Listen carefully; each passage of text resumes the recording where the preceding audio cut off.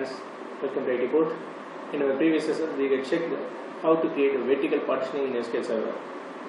Now, we're going to see how to create a horizontal partitioning in SQL Server. Horizontal partitioning divides a large table into smaller, more manageable parts without having to create separate tables for each part. Data in a partition table is physically stored in groups of rows called partitions, and each partition can be accessed and maintained separately. Partitioning is not visible to end users. A partition table behaves like one logical table when first created. So here, know about three contents. One is partition column and the partition function and the partition scheme. First one is partition column. It's a data in partition table is partitioned based on a single column.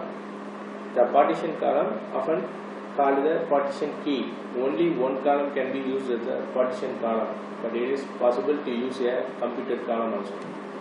And second one is partition function. Partition function defines how to partition data based on the partition column. So the partition function does not explicitly define the partitions and which rows are placed in each partition. The third one is partition scheme. The partition scheme maps the logical partitions to physical file groups. It's possible to map each partition to its own file group or all partitions to one file group.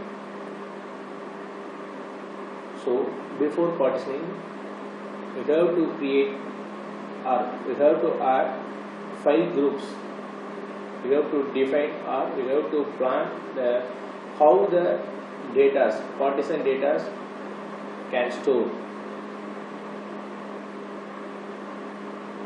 Let us check with the simplest example for this. Here we have to create one report log table, report date and report count. It's a date time field, report date, and report count as a big integer.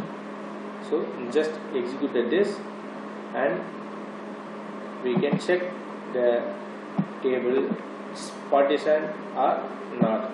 So with the properties and storage, here table is partition is false. So now first create it and going to insert the data, simple data with the date range of 1 February 2010 to 15 July 2013. So within a while loop I have to add. So now we can check the table report log. See, there are 1200 records are there in a single partition. How can we check that? See, sys objects get ID where report log. So this is the object ID for this table. So now check with the sys.partitions.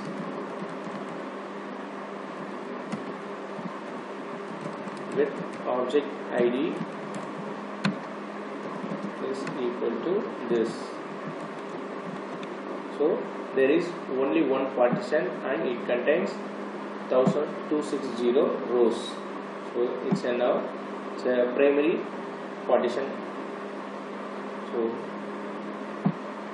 now we are going to partition this table. Before that, we should add file groups. In database properties and select the file groups. There are only one file groups. So now we are decided to store the physical file groups like based on the report date. So this is the partition column, report date.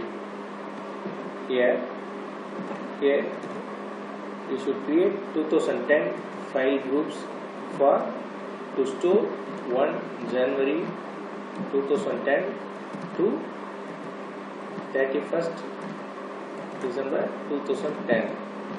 Like similarly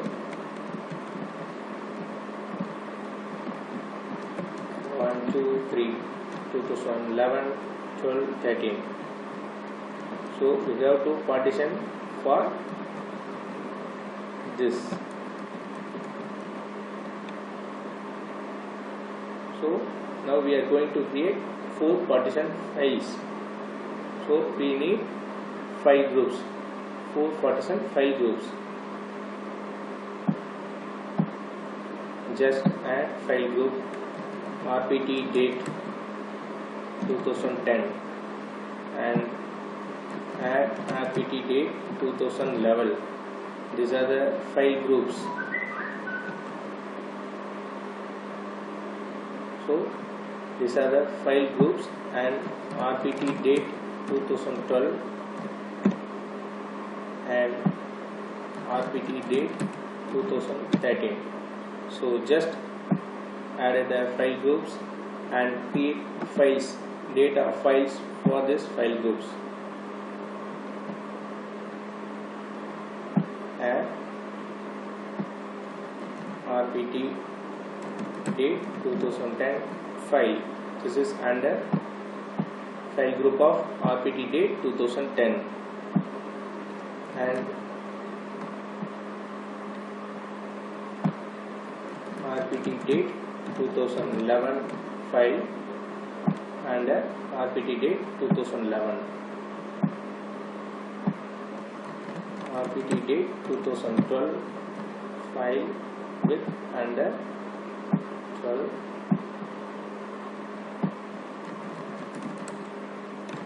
13 file and 13 file group. So now we created the files under the file groups. So now we are going to partition this table like this wizard, report log, table and storage. Create partition. So first we have to decide the partition column. So it's using report date. We have to give the partition function name. We can use the existing partition function or new partition function. So this is used to partition the column based on this condition. rpt date function, and we have to decide the scheme. We can use new one or existing one. rpt date scheme. So now we have to mention the condition, that is left boundary or right boundary, based on the left or right. Left means the first value of the condition. Here we are choosing rpt date 2010 is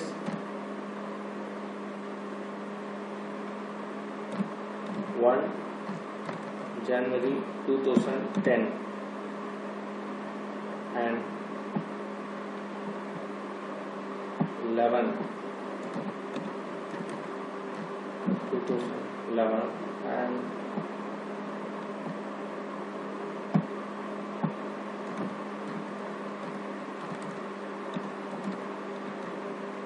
so directly when the table was inserting, the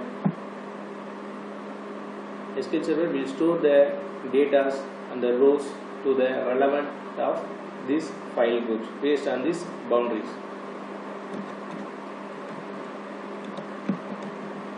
And if is there any, we can assign the primary file groups. So now we define the partition condition. So run immediately.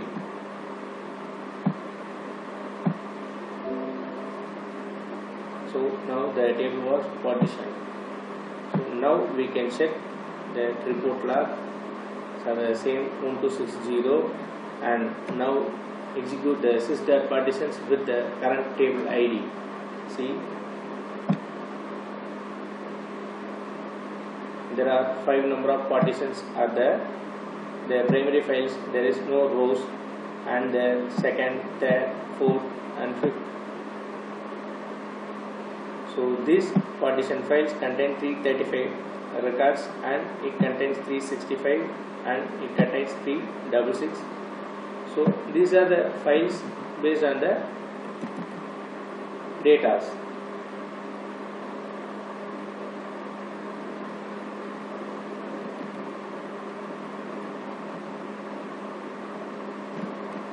we can check with the current table status. Now it was partitioned or not. Storage table is partition 2. So here the partition scheme is this, and the partition column is report date, and number of partitions are 5. When we insert the data to the unboundaries, see, insert into report log.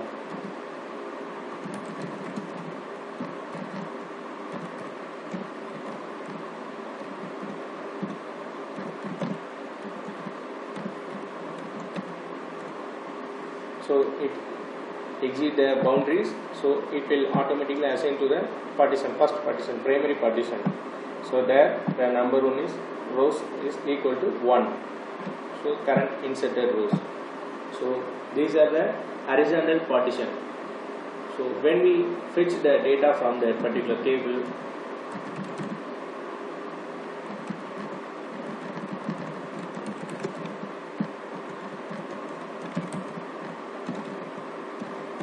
it will only fetch from that particular data file. So it won't search the rest of the data except that files. So it will tune the performance for the SQL query performance. So these are the horizontal partitions. Hope this topic will be very useful to you. If you like this session, please like and subscribe. Thank you, friends.